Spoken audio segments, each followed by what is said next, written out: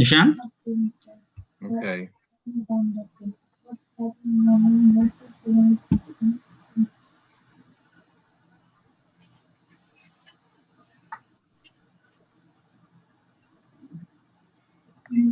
It's perfect.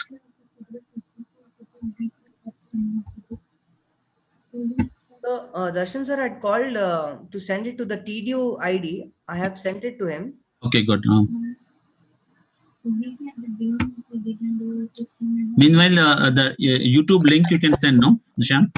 Yeah, sir. Yeah, please say that. And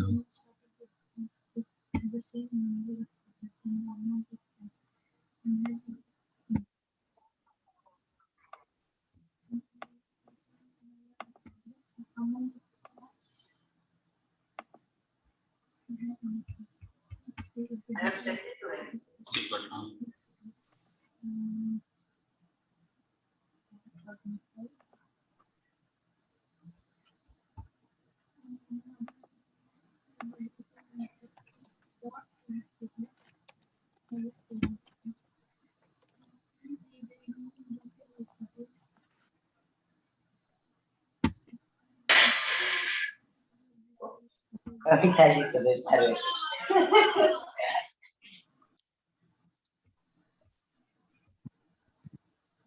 This is a kind request to all the participants to be on mute and switch off their videos because we are streaming this talk on YouTube. And anytime that you exit out of the meeting and cannot join, I am putting out the link to the YouTube live, so you can all access this talk on YouTube page as well. So please use this link that I'm sending in the chat box.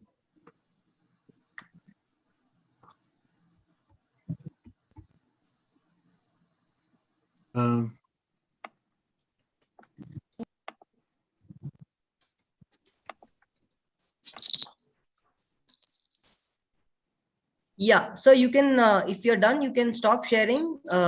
We can ask you to start sharing once your session Okay. starts. Yeah. Thank you, sir.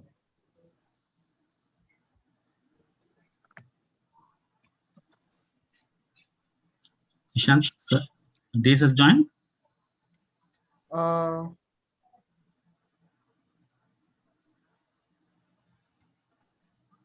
Not yet, sir.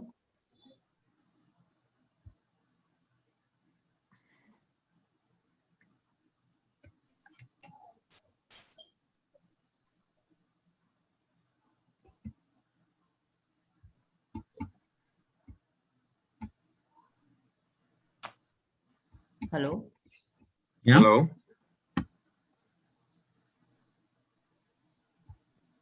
Can you see it? Is it? Yeah. Yeah. Okay.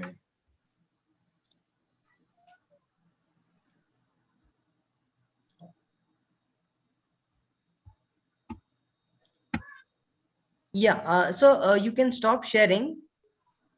Stop sharing. Yeah, we'll ask you to start sharing once your session starts.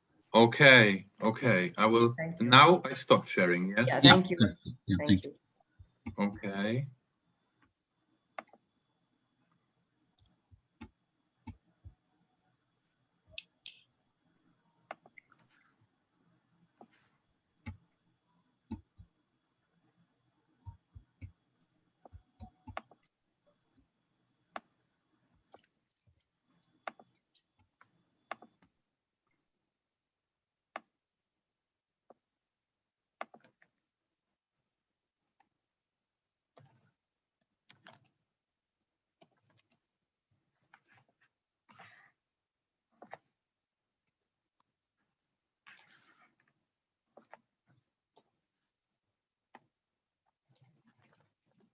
Okay.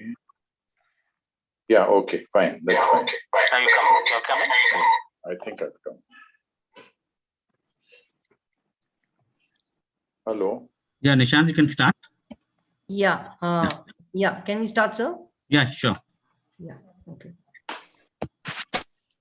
So, good evening, everyone. Thank you so much for joining today with us to attend this wonderful lecture organized by the Center for Conservation of Natural Resources, University of Transdisciplinary Health Sciences and Technology, Bangalore, India.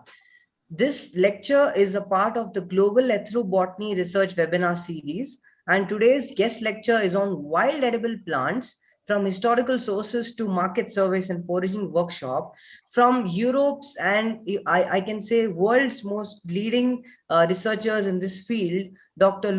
Lukasz Wuszaj from the University of Shao. He's an associate professor, Department of Biology. And we are so glad to have you here today, sir. All the way from Poland, he has agreed to speak to us today. Now to begin the program, formally, I request Darshan Shankar, Vice Chancellor of University of Transdisciplinary Health Sciences and Technology, to just give a brief introduction about TDU to all the participants for an understanding of what TDU's work is about. Over to you, sir.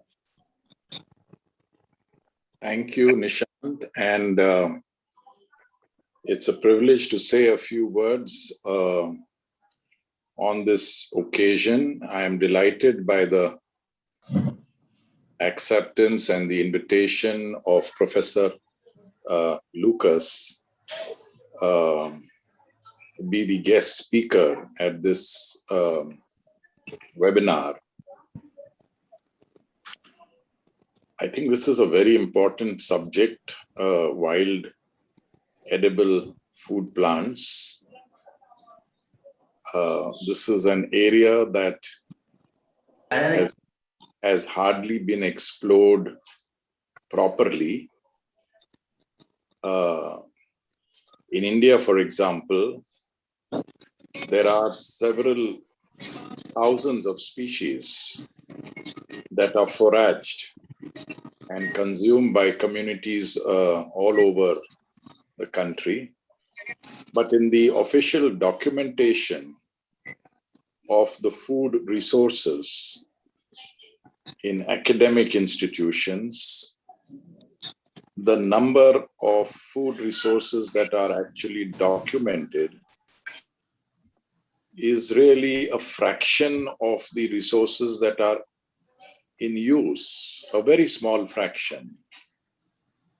And so there is not much known about, at least in formal literature, there is not much known about the food resources.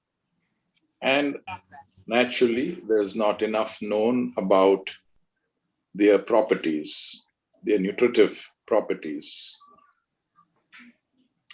I'd like to make one more remark about ethnobotanical traditions of this country. According to the Anthropological Survey of India, we have something of the order of 4,600 ethnic communities in India. That's a very large number. The tribal communities, which are also dispersed in different regions of this country, the tribal communities account for about 500 out of these 4,600 ethnic communities documented by the Anthropological Survey. People don't realize that in India, we not only have oral traditions of ethnobotany, which are of tribal communities, but we also have written traditions, written ethnobotanical traditions. So Ayurveda, for example,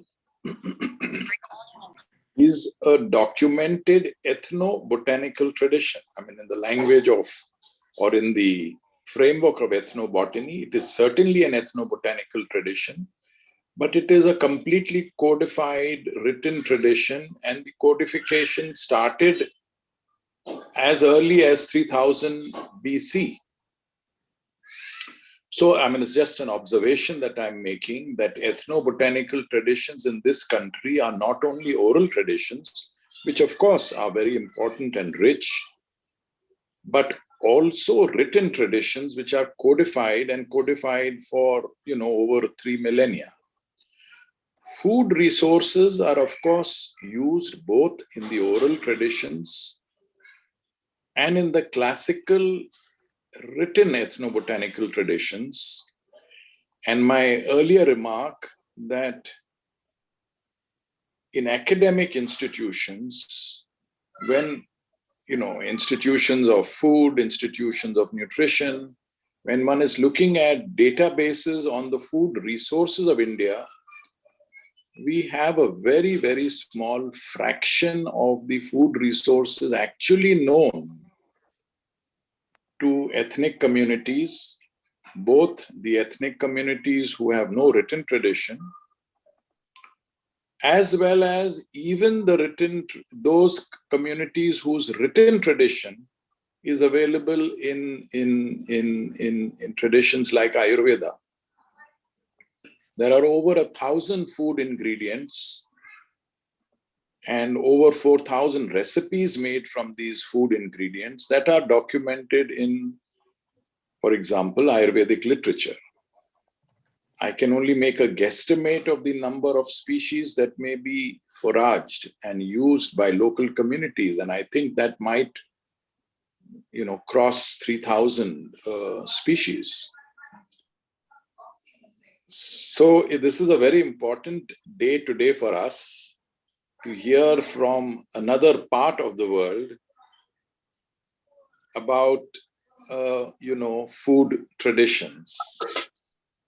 And to now close my remarks, the Transdisciplinary University of Health Sciences is almost centrally focused on study of what I would call, in the language of this particular webinar, ethnobiology. I mean, we have a botanical dimension to our work. The university holds the national collection of medicinal and food botanicals of the country. We have the largest herbarium of medicinal plants of the country, and we have databases, etc. So we have that botanical dimension. But other than the botanical dimension, the work of this university also extends beyond botany to biology, ethnobiology. And ethnobiology is a very challenging discipline because it seeks to understand ethnic knowledge or traditional knowledge in a two-way relationship. Two-way meaning it's not one-sided relationship with modern biology. So it's not a relationship where modern biology, modern biology contributes or translates traditional biology. Our experience of the last almost 27 years is that traditional understanding of biological change, which is what the ethnobiology is about, the traditional understanding of biological change is actually making original contributions to contemporary biology. Now, I won't dwell further on this, but I am pointing it out that this is a central focus in this university, and this is a focus that has been built and evolved over the last 27 years. I welcome Professor Lucas, an outstanding, let us say, scientist, and it's always a pleasure to hear scientists who draw inspiration from real life. Thank you. Thank you very much. And I look forward to hearing this lecture. Thank you, sir, for that brief introduction. Now, I request Dr. Abdul Karim, Center Head for the Center for Conservation of Natural Resources, TDU, to give a brief introduction and welcome the guest. Thank you, sir. Yeah, thank you, Nishant. Dr. Yukas, and we are very happy to invite you for this program. I'll just introduce about him. From the school days, if you could look on, he has been come out with a scholarship on studying about from the National Children's Fund, where in the case of environment, ecology, and ethnobotany, that was his thing from the school time onwards, where he had his passion.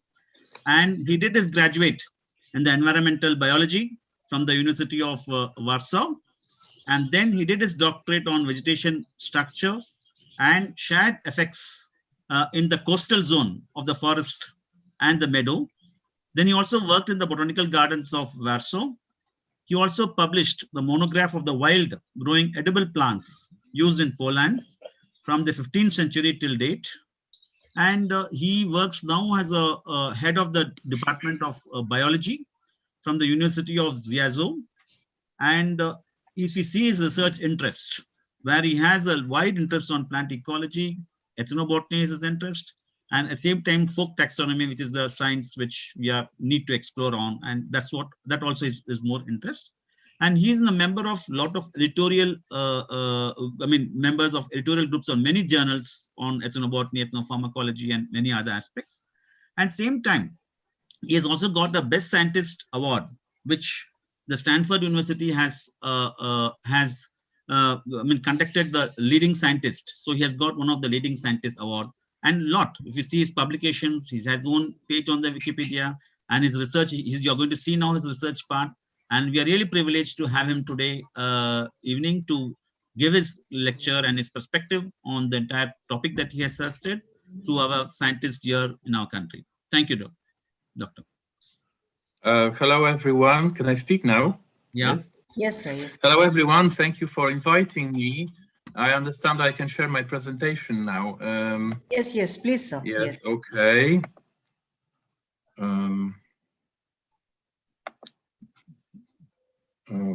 From the beginning, right?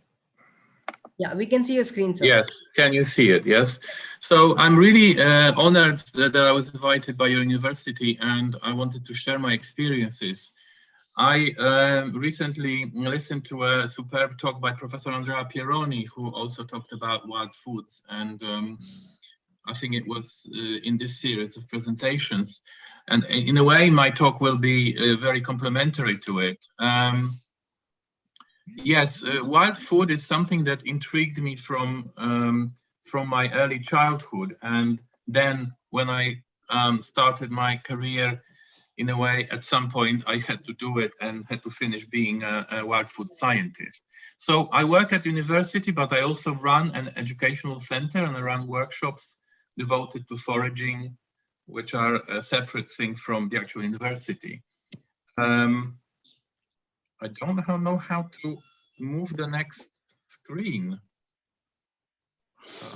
I don't know what happened. Oh my God. The problem is now I'm just press down. Down. It's not working.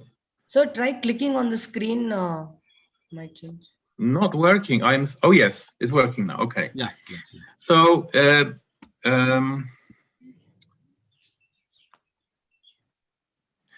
so the question is always the big question for me: are all potentially edible species known? As you mentioned before, in India there are a lot of undocumented species, and in the past, of course, people utilized a certain proportion of these species, but then we have a whole gray zone of species which are slightly edible, or they might be toxic, or they might be, you know, we don't know how to prepare them. And I will try to answer how many of these species actually we can use and actually we can discover in our research.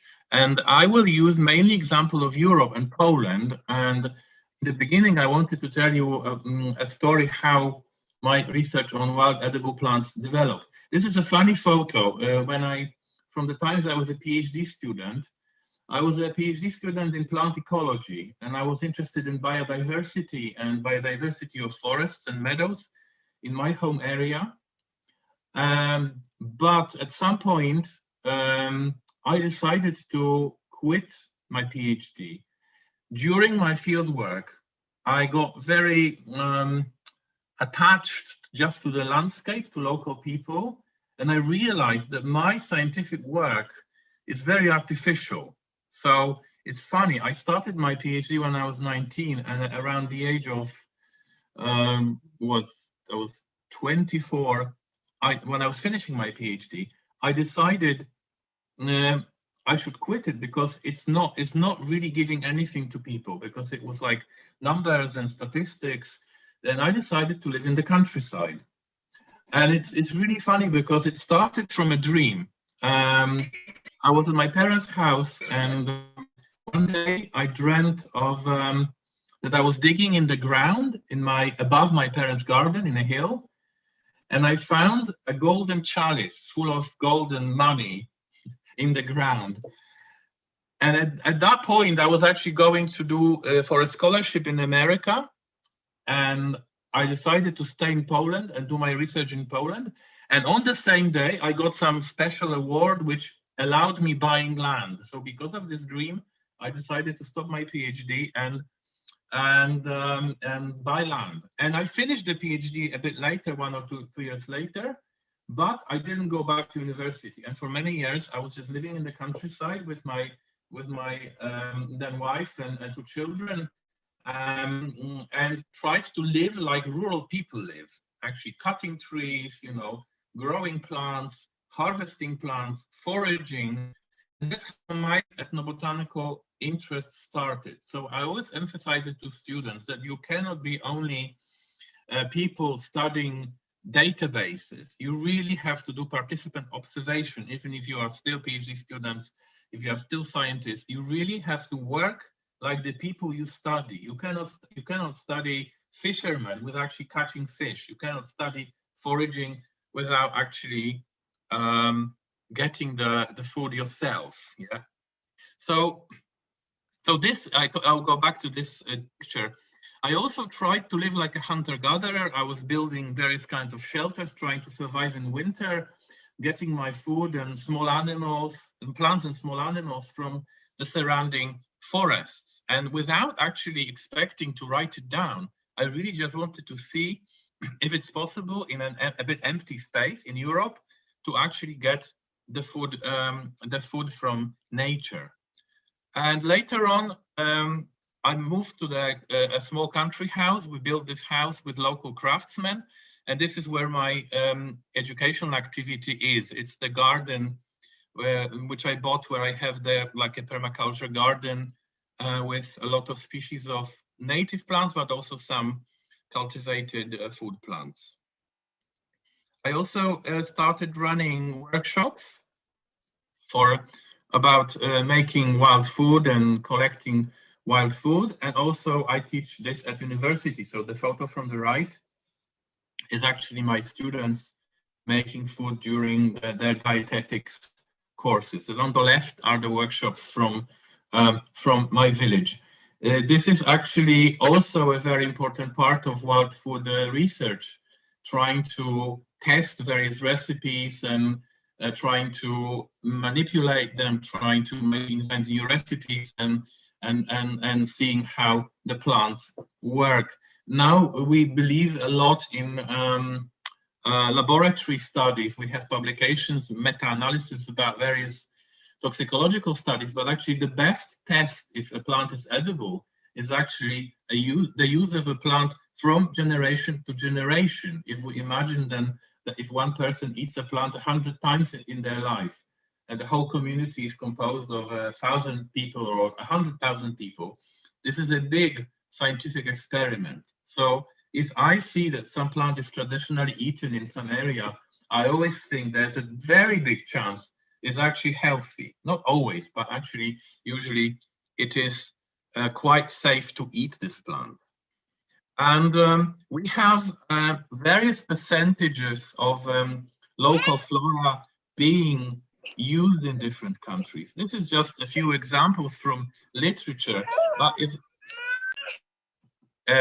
when I look at literature, usually the reviews about wild edible plants of an area or country show that in this area or country between 3 or maybe 10% of the local flora is used. Of course, if we look in smaller regions, we can have higher percentages, but potentially I think about 30, maybe even 40% of plants can be easily made into some kind of food, maybe just salad or some kind of drink.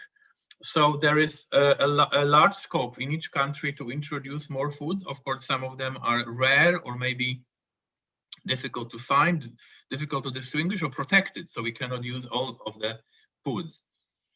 And I wanted to pay your attention to a phenomenon which I called herbophilia and herbophobia. Like Watson's introduced the term mycophilia for countries and societies which like eating mushrooms, are not afraid of mushrooms, and mycophobic areas or cultures where people are scared of mushrooms.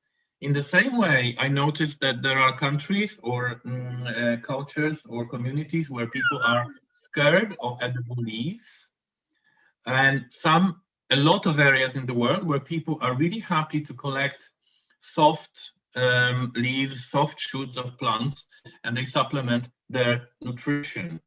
And in many areas of the world, especially in Asia, in one community, people would consume even 30 or up to 100 species of wild vegetables within a year. And an extreme example is the Amazon. The Amazon region is generally very suspicious about green parts of plants. And there's a brilliant paper documenting it by Esther Katz and her collaborators, No Greens in the Forest, where she tries to show and prove that actually, for some reason, the people in the Amazon are really avoiding greens as food. And actually, we can probably put all human cultures in this spectrum, like between people avoiding greens, like in the Amazon, and people in East Asia who are happy to eat most greens if they are not bitter or toxic. And here I also put a linked quote, a citation of a paper from India, which I was happy to review by Ray and colleagues, where they tried to make a review of edible plants of India. So there is a lot. I know that there is a lot of research in India and a lot of small papers documenting local diversity of uses of also wild vegetables in India.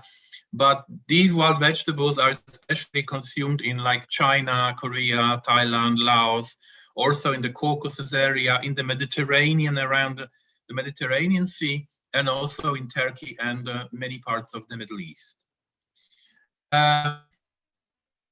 So I already mentioned that there are many continuums, and actually there could be many definitions of a plant. Many definitions of an edible plant. So we can say it's a traditionally eaten plant for generations. It's a plant which is giving us basic nutrients. So we could only, for example, count plants which have carbohydrates or proteins or fats. A plant which is not toxic to us, so maybe useless, but maybe it's not toxic. A plant which is officially allowed. In Europe, in many countries, we have official lists of, for example, fungi, not plants, but fungi, which are officially allowed for commerce and use in restaurants. Also, there's my definition. My definition of edible plants is a plant which can be eaten like one or a few bowls a month.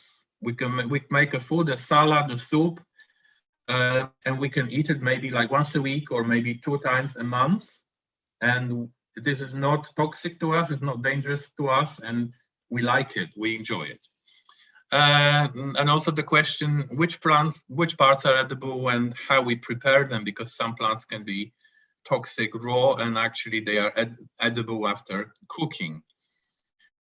And of course, cooking temperature is very, very important. And I think the invention of fire was very important in bringing more plants to our plates, because if we forage only raw plants, we are not that good in digesting plant material, and actually many of the plants would be inaccessible.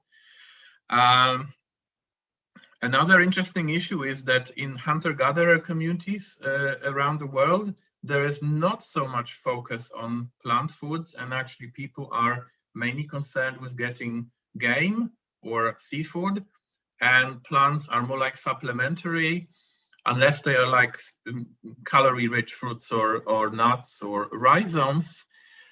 We have a brilliant work by Fiona Marshall showing how the Okiek hunter-gatherers throughout generations, I think it's in Kenya, they originally ate less species of wild vegetables when they were hunter-gatherers, and then when they started doing agriculture, they started actually using more wild greens. So we can imagine some kind of hypothetical transition from evolutionary times before humans, the apes consuming actually quite a lot of plant material, more than primitive humans, and of course it was all wild. And then hunter-gatherers, when they shifted a bit towards first humans, when they shifted a bit towards eating meat, they would consume less plants. But then during the invention of agriculture, people had a lot of weeds surrounding the cultivated plants. So this was also consumed as a byproduct, and then many species of new edible plants were used. And then now, when we have intense agriculture and cultivated plants, only a small proportion of plants are actually consumed from the wild. I should mention the French scientist Antoine Augustin Parmentier, who was a promoter of potato in France, but also he did a lot of experiments on preparing wild edible plants. And he stated that actually all the plants are edible. We just sometimes don't know how to prepare them. And he made some experiments with just boiling some plants for a very long time, and then turning into even very toxic plants into food. And of course, there are many ways of working with plants to make them edible. There is a brilliant book by Timothy Jones, With Bitter Herbs They Shall Eat It, which he lists like a classification of all the modifications of plants. You can work with temperature or pH, or you can cut the plants, or you can ferment them in order to remove toxins. And of course, there are different types of toxins, usually depending on the family, and knowing from which family the plant is, we can expect certain kinds of toxins. And maybe I won't list them now because it would take too long time, but this is a fascinating thing, how just knowing which plant family it is, how we can know how to prepare a certain species. Of course, our ancestors in the Paleolithic and later hunter-gatherer societies were usually oriented towards calorie-rich food plants like rhizomes, starch-rich roots, nuts, sweet fruits, and for example, these are species which were probably used in Poland. Some of them are documented in the past, in the distant past, as food for humans. They are all photos from my workshops. This is cattail, or you can call them bulrushes, tifa, and bracken, which is the rhizomes are used in Asia for food, even now, but they were used in the past in other continents. And water caltrop, still used, for example, in Kashmir as food, or in parts of China and Laos. And also arrowhead Sagittaria, widely used in different continents by tribal communities.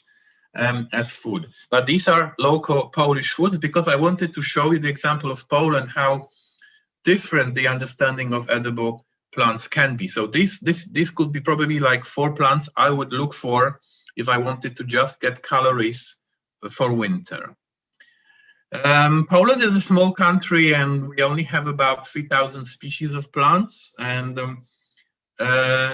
in my review, I found that maybe 5 or 6% of the flora is actually was documented as used in Poland as food. But of course, more plants, edible plants, can be found. In Poland, we have low endemism because it's mainly lowland areas. So definitely, if you go to endemic areas, then you really have to look for local uses because you cannot find the examples from other countries. In Poland, you can actually find examples of using species we have in Poland, species which can be used, were used in Italy or Turkey or China or North America. They grow in Poland, but we don't have documentation in Poland. I think something which is often overlooked in understanding food systems is the fact that they change over time. So we go to some place, we document what people eat, but actually many of the foods were lost. And in Poland, for example, eating soup made from Heracleum spondylium shoots, hogweed shoots, was common. It's even documented in an English herbal by Gerard from the 16th century. He says that the leaves of the people of Polonia, Lithuania, used to make drink with the decoction of this herb, etc. So we can see that it was internationally known that Polish people would eat hogweed soup. And the name of the soup, barszt, now survived, borscht, barszt, as the soup made from beetroot, but originally this was made from hogweed. And this was lost, nearly completely lost, and the last examples of families which ate this soup is from mid 20th century. So if we have written sources, if we have old herbals, it's fantastic. I mean, in Polish, we don't have such old sources as in India or China, but we still can look at Renaissance herbals, just photos of some herbals from the 16th or 17th century, which give a light to what people ate and what people used for medicine. And quite early, local scholars also tried to help with famine, with malnutrition, and try to invent new crops and try to propose new crops. In China, we have very old books actually documenting famine foods and proposing what can be eaten. But in Poland, we had a priest, Krzysztof Kluk, who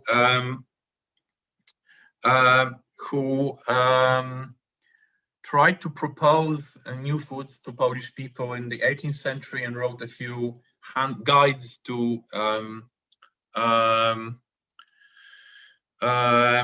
where he described it. There's also a very interesting scholar, Adam Mauricio, who was a professor in a few universities. One of them was Lviv, now Lviv in Ukraine, but also in Warsaw, and he was also associated with Switzerland because he was of Swiss origin, but his family moved to Poland when he was a child, and so he knew many European languages, and he wrote this book called Pożywienie roślinne i rolnictwo w rozwoju dziejowym, Plant, Food and Agriculture in the Course of History, which is not so well known, but it is translated into German and French. So we have a Polish, French, and German version, not the English version. And it's a beautiful treatise about the history of weeds, edible weeds, and how people process wild foods with many, many examples from all over the world. And I think at some point it should be translated into English, especially that it's copyright free. It's he died a long time ago, so someone could take up the effort of translating it into English. Of course, we have various databases and inventories of wild foods like Southem Notes on Edible Plants or Tanaka's Encyclopedia of Edible Plants. We can we have in Poland we have a lot of 19th century.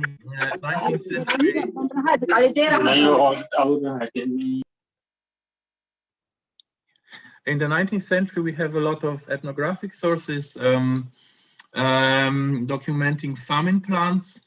And what is interesting, they often give you the sequence of in which plants were eaten during periods of malnutrition. So people would normally eat urtica or chenopodium, but more during the times of malnutrition. But then also at some point they would turn into eating symphytum, and then they would turn into eating of hazel catkins. And if they were really starving, they would be eating of like pieces of wood or bark. It is very sad, and actually still in the 20th century, there are many examples of periods of malnutrition in China, in India, also during the wars in Europe. This is a very sad story, but actually this shows us what are the limits of human food. Very important scholar was Professor Józef Rostafiński. He was the director of the Botanic Garden in Krakow, and he organized a questionnaire in 1883 with 70 questions concerning the uses of plants in Poland. And at that time, Poland was actually divided into 3 empires, into Germany, Russia, and Austria. But he published his appeal in 60 newspapers in Polish language. So here is the map of places where the information comes from in nowadays political division. So mainly from Poland, Belarus, and Ukraine. And he got a lot of letters. He got a few hundred letters from people reading his appeal and answering questions from various villages. So this is an example of a letter of a pharmacist who wrote even Latin names of plants used in his area of Poland in the 18th century. So you can see Urtica dioica, Podium, and then Brassica sinapistrum, convolvulus, etc. So this is a very good resource. Another resource we had in Poland was an ethnographic atlas in the 1940s and 60s, 2 waves of research of wild foods. And in the 1940s, people got these kind of little booklets where they could glue herbarium specimens. So this is fantastic. The Polish ethnographers already in the 1940s provided this opportunity to collect herbarium specimens, voucher specimens, and descriptions of what plants are eaten. This is a sheet with Centaura cyanus, cornflower, with its flowers were used to make a lemonade in Poland, and a description how it's made. This is an example. This voucher specimen of Polypodium vulgare, Polypody fern. The rhizomes are sweet and were used to sweeten drinks. And in the 1960s, the research was very systematic. Poland was divided into over 300. No, in Poland there were over 330 research points where ethnographers went and asked people about their habits and foods, etc. And then you can compare the results, and also some maps were created. And in the course of all this research, some species were found. Some they have widely eaten in the world and very common and banal, but even a few species which are not reported anywhere were found. For example, this plant, Strationtes aloides, water pineapple, which used to be eaten in a few places in Poland like a vegetable like cabbage, and it's the only place in the world. So even in a place with such low endemism, where all the plants are actually occurring in other countries, still you can find some interesting stuff. So you can make maps of the distribution of food uses. This is a fragment of a map showing which species are used to make bread. So when you make bread and you put it in the oven, you want to isolate the bread from the hot embers, from the hot oven. And in many countries, different kinds of leaves are used. And it's a question, is it food or not? Because, well, you use it only as insulation, but at the same time, it gives flavor to the bread and also maybe stays in the bread, so it's eaten. So in the course of this 1960s research, we found out that in a part of Poland, it's Acorus calamus, which is used, and in other parts it's horseradish, in other parts it's cabbage, oak leaves, and maple leaves. Maybe it's not important for surviving, but it's important for just for culture, for the culinary culture. Another lost food from the area of Poland is manna grass, Glyceria, a very grass with very small grains, but very nutritious, which was collected in Poland widely and used as food. And our research in our paper, we try to trace the use of manna grass from the early medieval times, from archaeobotanical findings through the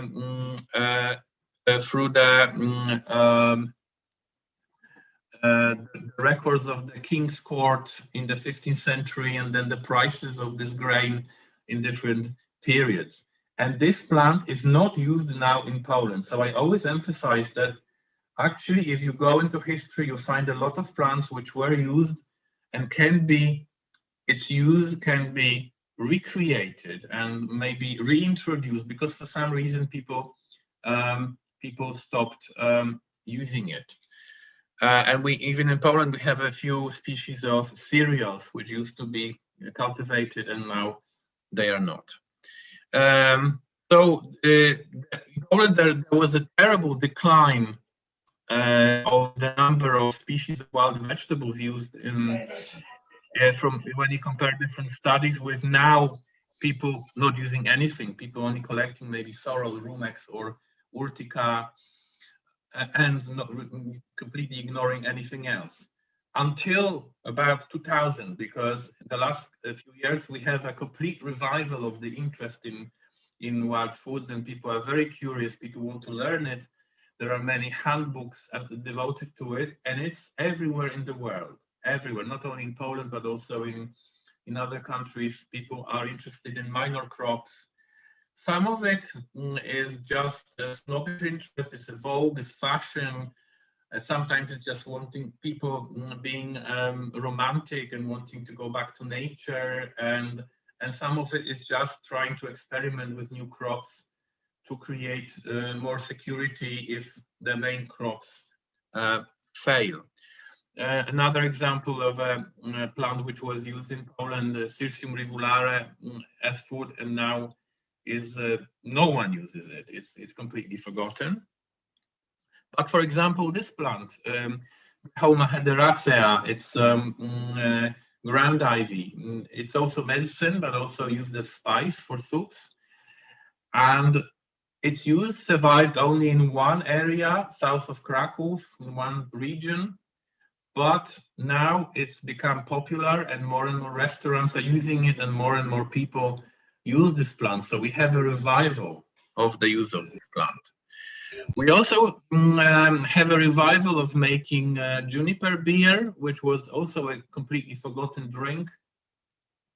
Made 20 years ago, made only in one area, in Europea, in northeastern Poland. But we have records from other parts of Poland. And this juniper drink was made from juniper pseudofruits with honey and hops. And actually, we have archaeological records from a few thousand years ago from the territory of Denmark with the same drink. So not from Poland, but actually from the neighboring country, we have a documentation that a similar drink has a very old history and was preserved in Europe only by a few families, only a few families in the whole of the country preserved the recipe, and they started sharing the recipe, selling the drink in local festivals, and now more and more people make it.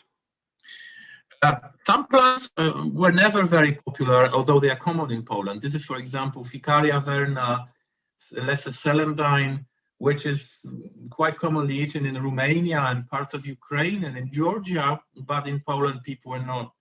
Maybe I have maybe 3 records of using it. So it's always worth going outside your own country and looking at ways how different cultures treat the environment. And I must say, I was very excited to do research in different parts of Eurasia, going actually to very similar communities, the rural communities living in the mountains, in the hills, having little farms and looking how differently they use plants. Some plants are actually documented ethnographically, like ground elder is commonly used in some parts of Europe, but the restaurants and and people who experiment with food, for example, found out that they use you can use the fruits as spice, which is not actually documented in ethnographic sources. One of the places I did my research in is the Caucasus. I was really fascinated by the diversity of use of plants in Georgia. They make a dish called kali, which is boiled wild vegetables, and then they are mixed with crushed walnuts. And they are really yummy, we could say vegan balls, which can be used as a side dish. And this shows the importance of fats. Actually, when I look at the use of wild vegetables, they are always associated by a little bit of fat, because as we know, there are some vitamins like vitamin A are only can be dissolved in fats, and it's very, very important. Actually, the wild vegetables are eaten with fats, and in Georgia they use walnuts as a source of fat. Subconsciously, no one knew it, but people kind of felt like eating it with fats. And for example, in Sri Lanka, this would be coconut milk, and in China would be vegetable oil, and in Poland would be butter, and in Italy would be olive oil. So some of the plants in Georgia which are on the market are treated as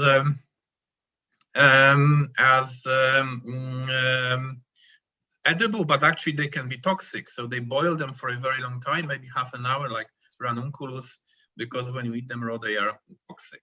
Symphytum also contains pyroxidin alkaloids, but still widely eaten in Georgia. Cirsium rivulare, very common weed in Europe, and here appreciated as food.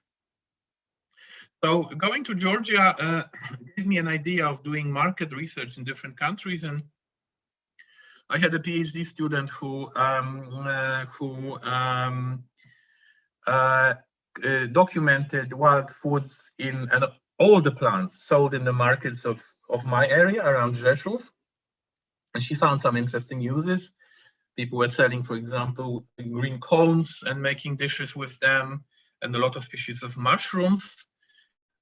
And this is also very interesting that actually in Central Europe we have the earliest examples of ethnobotanical documentation of open-air markets. Usually these markets, that they don't sell all the edible plants which are available in the community, but they show you the most important ones. And I think they are really under-recorded. We have in Asia, we have maybe 40 or 50 papers about local open-air markets and what plants are sold in them, but it's not enough, because in a country like India, you could make 1,000 papers like this, and you could probably go from town to town, and you could find from city to city, from community to community, and you could find interesting species used and sold in the markets. So in Hungary and Poland, we have some examples of very early works from 1920s and 30s about local markets. And we have one paper from Poland by Joanna Sucholas, where she tried to compare what was sold in the 1920s, what is sold now. And she found out that now only a very small fraction of plants and fungi is sold compared to what was sold in the past. The same in Hungary. So we really have to look in the past, and also we have to collect document the present, because maybe the future is even grimmer. I try to encourage my colleagues to gather data in different countries, and I went to Laos, where I visited the one market 38 times in 4 seasons to record the species used. Laos is extremely interesting, extremely diverse food with many, many species of plants and fungi and insects sold. So this was absolutely pleasure to work in. These are photos from the market in Luang Prabang. I also encouraged my colleagues in Armenia to do similar research, and they documented the markets in Yerevan, in Armenia. So we could go on and on with some more examples. What else can we change or invent to introduce more edible plants? We can look at alien species, because sometimes we don't know how to prepare them, how to use them. We can look at some toxic species, for example, which we don't know how to detoxify, and we can look at some species which have edible relatives. For example, this plant has an edible relative. It's not documented, but I eat it because it's tasty. Stellaria holostea. No ethnographic records of eating it, but still tasty. Some mountain plants, little known mountain plants. But also there are some plants which are highly toxic, but if you know how to cook them, you can eat them.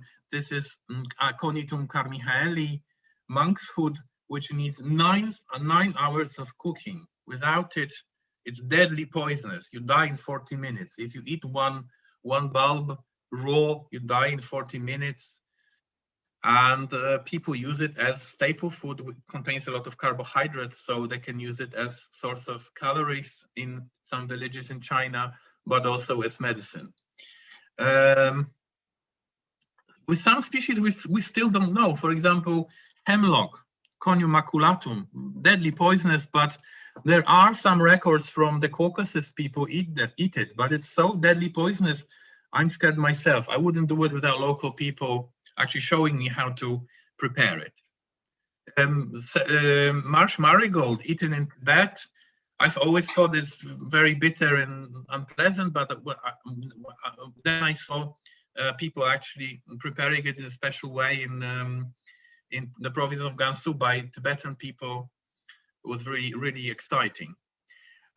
Some countries preserve the preparation techniques, like in Korea, people widely use acorns as food, and they really know how to deal with it, and you can buy a lot of acorn products from Quercus on the market.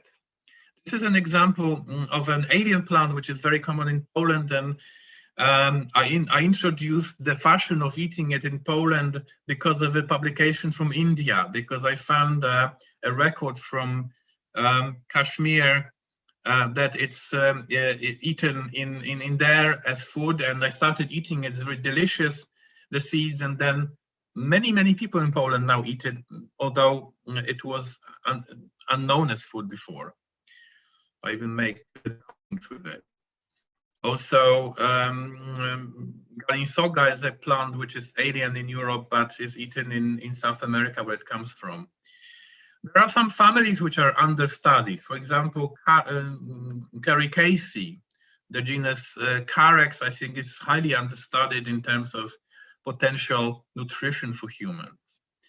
So to sum up, because I think I'm running out of time, what I encourage people is to look at wild foods from different perspectives and to really enjoy it. So the first thing is, you should really eat this food, you should really enjoy it, you should really experiment with it, and look at historical sources, archaeobotanical sources, ethnographic sources, phytochemistry, look at animals. Sometimes we find out about edible species looking at pigs or mice, and also experiment yourself, experiment with other people, and also look at the markets in different countries. Maybe the plant you don't know about is on sale in a very distant country.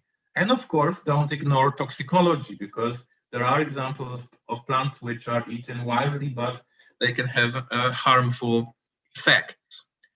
And we can also see how the focus changes. I think if we look at studies like 100 years ago, the wild food research was only devoted to giving the poor people calories. And now with mass production of empty calories, I think we have like a diverging fields. One field would be this, again, looking at potential minor crops giving us calories, but also looking at just pleasure and local cuisine, ethnographic memory, and using your local tastes and spices. So I think that's all what I wanted to say, and you're welcome to see my website, thewildfood.org. I used a couple of photos are from Wikimedia Commons, so I wanted to write it here. And that's all. Thank you very much. Thank you so much, Dr. Łukasz. You really took us on a journey of wild plants, and since monsoon is around the corner in India, now I think a lot of people might get inspired from your talk and start foraging in their backgrounds. So I hope they do. And with your permission, can we move on to the next question and answer session? There are a few questions for you. Okay. Before I begin the questions, I would like to share that there are a lot of fans of yours over here who are saying that I'm a fan of Dr. Łukasz and his YouTube videos. So keep them coming, sir. You are really doing a great job. So let me take the first question. Yes, I cannot see the questions. Yeah, they're there in the chat box. I can read it out to you. Okay. If you don't mind, or you want to read it? Yes, but I don't know which is the first one. That's the problem. Yeah. So I kept track of it. I can read it for you. I can see the chat, but so much stuff. Hello, good evening. If you want, I can read. Yeah, you can read it for you. Yeah, you can read it. Okay. Yes, Yeah. better. So the first question is from Avik. He asks, how important is it to consider the nutritional quality of these edible plants so as to include them in the diets, with example of plants that are no longer used as edible ones? Do you feel that their exclusion is with examples of plants that are no longer used as edibles? Do you feel that the exclusion of wild plants from diet is based on the inadequate nutrients or their scarce availability? What is the reason? Yeah. I mean, people abandoned using wild plants mainly because it was they wanted more calories. There was maybe more time consuming to.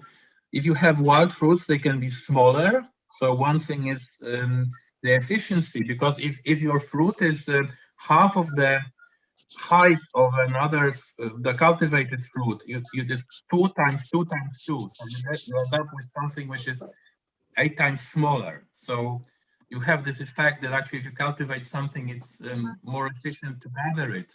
But also during the improvement of cultivated species, we lowered the concentration of harmful alkaloids and fiber, and maybe increased the amount of sugar or carbohydrates of protein. So of course people are looking at improving the wild foods, and also with the growing population density, we tend to cultivate more plants because it's more efficient in an area. If you have a large area, you can actually always find some edible plants. If you are the only group of people in 20 kilometers and you know the area, you know the species, you can use many species. And then when the population was growing, then people had to produce more calories.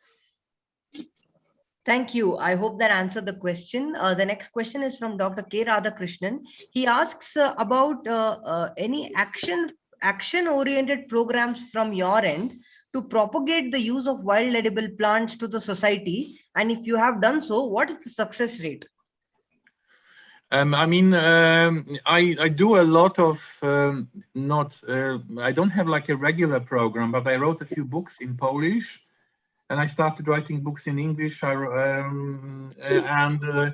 I just do workshops and talk about it in Facebook, on the radio, on television programs. The success rate is incredible. I mean, the change in Poland compared to 20 years ago.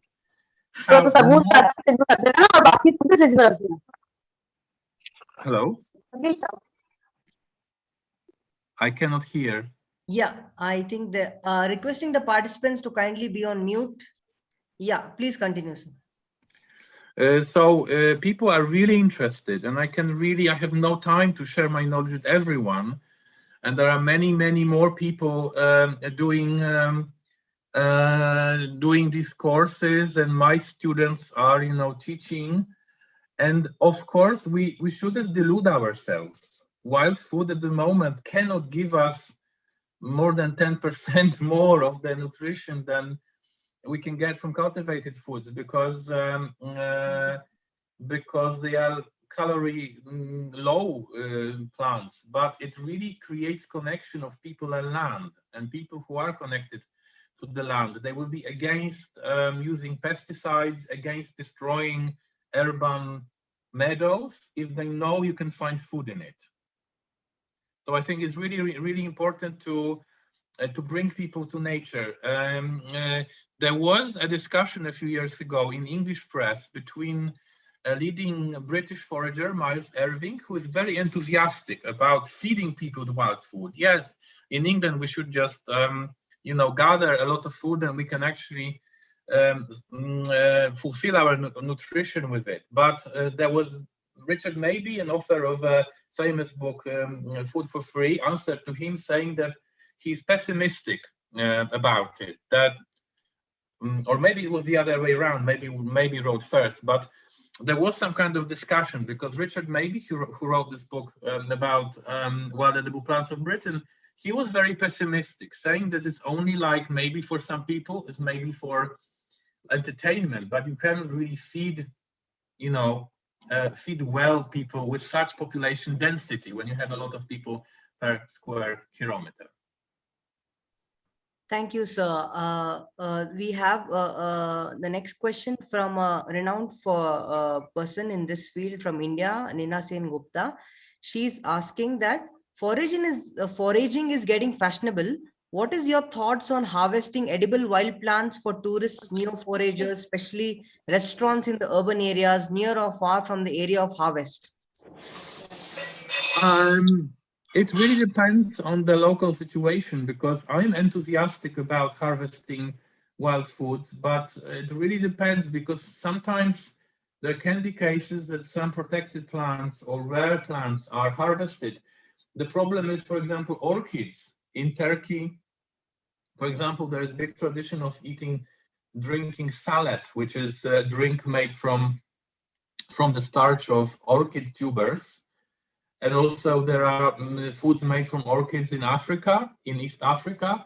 And now the popularity of this kind of food can decimate local populations. So I think it's really species specific and country specific. But generally, I'm very excited about the fact that people use the wild foods. But for restaurants, usually it's quite difficult, because restaurants have to supply foods all the time. And I know a lot of chefs who consulted me, who used wild foods, but they actually said, no, it doesn't pay. For me, it's very difficult. So maybe if you have an expensive restaurant, you can use it. Maybe if you use some very cheap, easy to get wild food from around, you can use it. But actually, for many restaurants, quite complicated. But I think generally this fashion is valuable, because we can get people connected with nature.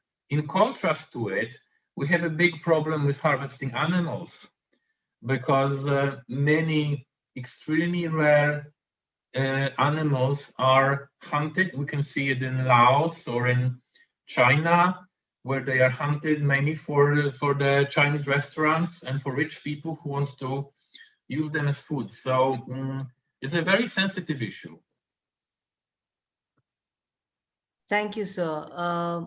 there's a common question that I'm getting from a lot of participants is, well, a specific question called how do you differentiate between edible and inedible mushrooms? And the same thing goes by how do you find out that if the plant is edible or not?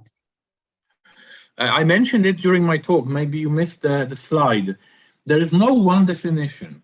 I said there is a nutritive definition, so you can look only for calories on vitamins. There is traditional, so something is traditionally used, so it's safe because many generations tested it. And there is also a definition, something is not toxic. So even if it's worthless, if it's just tasteless, it's edible. My definition is if you can use it maybe once a week or once a month, like in a handful or 2 handfuls of cooked parts of this plant, that's okay. That's, you can say it's edible. You can say it's edible, but be careful. Yeah, you have many edible plants which you have to be careful with, like garlic or onion. You know, most people probably couldn't eat 10 heads of garlic at one go raw. So you always have to know the dosage. So there's the whole spectrum of edible plants. Thank you, sir. Can I take mushrooms? Excuse me. Mushrooms is the same. Mushrooms is just the same story, but mushrooms can be, from my experience, can be more treacherous, because I think there are more mushrooms which are tasty and harmful. With plants, it's actually not so common that plants are tasty and deadly. There are some examples, but few. Thank you, sir. Can I take a few more questions with your permission? Mm-hmm. Yeah. So the question is, can wild food solve the global problem of poverty? No, it cannot solve the problem of poverty, because collecting of this food is time consuming very often, and also it could deplete us from you know, the whole population will be destroyed. But it can alleviate the problem. And but I think that the only solution is at the moment is stopping the population growth. I mean, at the rate the population growth, it's, you know, everything will be destroyed. But if we can at least stop it at this level, maybe we can, you know, improve our agricultural systems. I think there is future in something I would call semi-wild. So like creating or recreating a culture which is present in many countries in the world, like in Georgia, for example, and many parts of Asia, where people know the environment. When local people cultivate crops, they have multi-species crops, but they can also use the wild resources when they are abundant. And the people would see it. Okay, we have a lot of these kind of grasshoppers. Okay, let's collect them and eat them. Yes, we have this kind of flowers you can collect, and then we eat them. So you can probably fulfill 30% of the demand for calories, but not more. Thank you. There's another question on foraging, where Neetu is asking that dependence has shifted to so-called urban foods by few indigenous communities as a result of food availability through the public distribution systems. How could we reinitiate the interest in wild food foraging among these communities? The communities who moved from the countryside to the cities, yes? Yes. In any ways, I think any way is good. That's what I do. Like you cannot at the moment we have such a saturation with information. People are flooded with influences, radio, television, internet, and we see a lot of people because we often live in the cities, and so you have to try different methods. So you know, it's not because like some people think, oh, someone just wants to be very popular and they have the YouTube channel and the Facebook site and Instagram. No, because with each of these media, you create more connections, and maybe some people prefer YouTube. Some people will come to local community for a workshop, and some people want human exchange of contacts, and they would only go somewhere because your friend recommended it. So there is no one way. Any way is good, actually. Thank you so much. And I think I have covered most of the questions, but I hope I can email you a few questions because we are running out of time. Okay. I can certainly email. There are only few questions that are left. I can email you and then I can respond to the participants.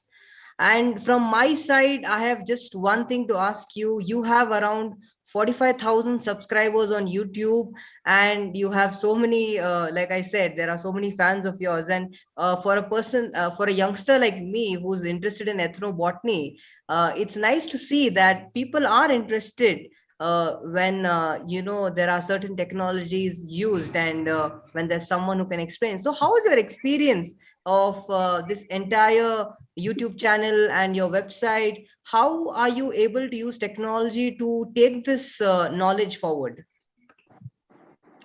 I mean, this was a big experience for me because I was completely rejecting technology when I was 25. That actually, I really wanted to go back. I felt spoiled by science. I wanted to be a primitive, simple person working in the land. And for about 3 years, I haven't used writing. So after finishing my PhD for 3 years, I haven't written a sentence with a pen.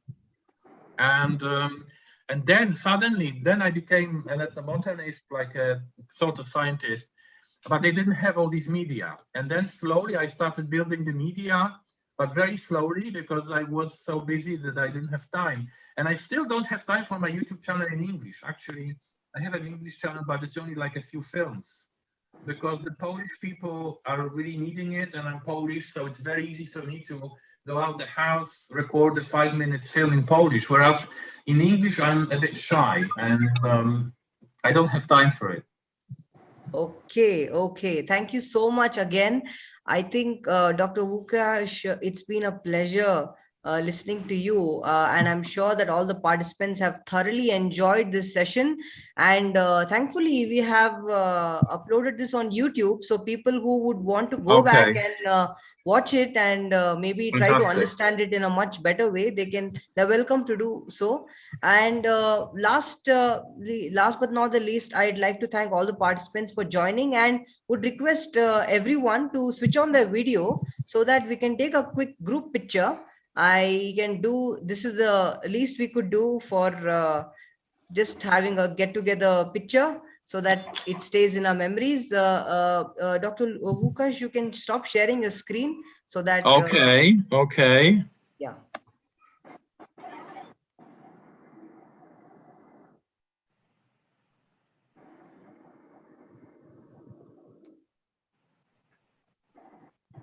Yeah, thank you. I will be taking the picture at the count of 3.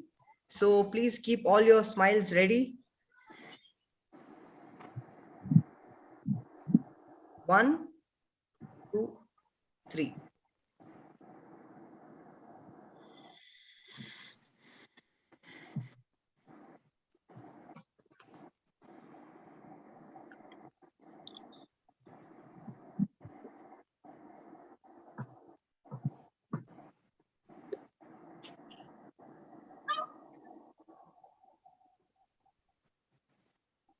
Thank you so much, everyone, for that picture. I will be, as discussed, mailing you the YouTube video of the talk. Thank you so much for joining us. I'm so sorry if I couldn't take your questions. I'll be mailing it to Dr. Łukasz. And as far as I can see, we learned that through a good summary about this talk would be reading about nature is okay, but if a person walks in the woods and listens carefully, he can learn a lot more than what is in books.